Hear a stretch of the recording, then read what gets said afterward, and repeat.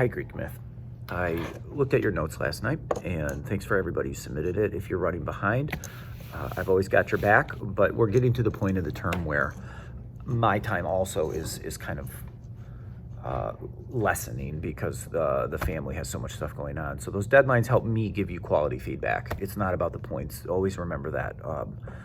It's just that I can be the best teacher for you and tell you what's going well and give you some tips on how to improve. There's really only one or two things I'm evaluating out of your notes, okay? And one of those aspects includes, can we make notes that are organized? This takes practice. I really didn't figure out how to do this until college. I knew how to take notes by the time I was a junior and senior. I could take notes that were important, but organizing those notes, I really didn't figure out, maybe even until I was teaching. And my notes were always just kind of scattered. So when we're reading the myths, it's not really about remembering all the names. We need to know the 12 Olympians. I'm going to be very upfront with character lists as we start our first story Monday with Jason and Medea.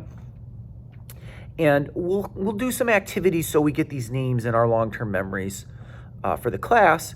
There's a lot of names we're not going to remember. I struggle to pronounce them, but my notes allows me to remember the stories and remember the flow of a chapter. So when I took notes on Dionysus, when I first got hired last year, I was taking sort of organized notes. They look a lot like yours.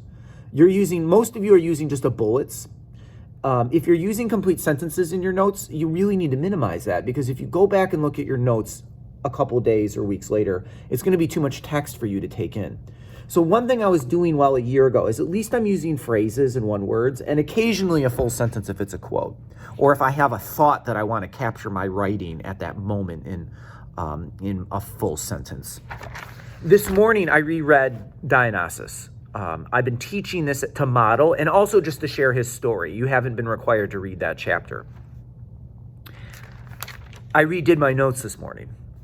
If you think of this chapter, the last chapter of Percy Jackson's Greek Gods, what it really is 7 sections. This is what I can do now really well when reading mythology, is I can come up with the sections, the main ideas of the flow of a chapter. And this takes practice. So you have to note those shifts in storyline.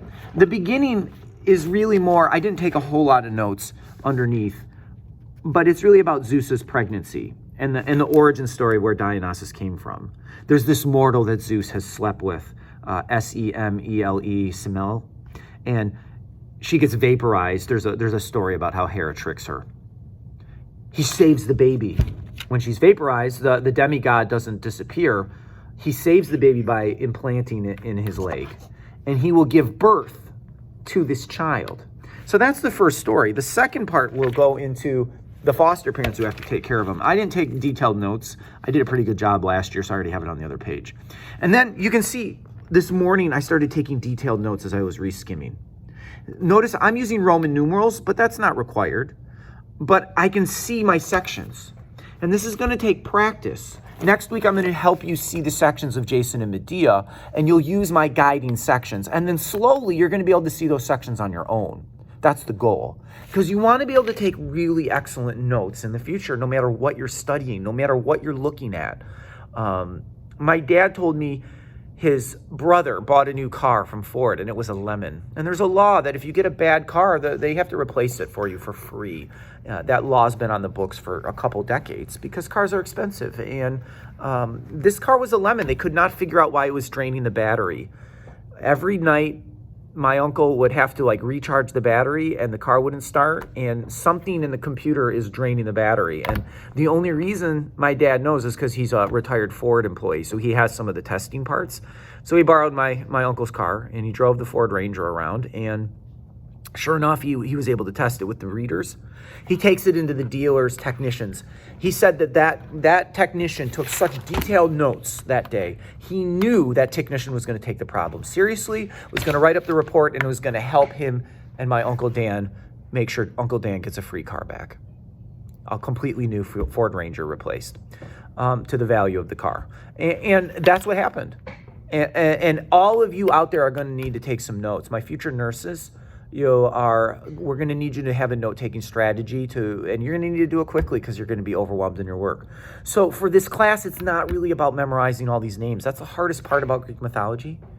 We're going to use our notes. We can use our notes on any assessment, excluding ones where I might test you on the 12 Olympians. But from then on, open notes.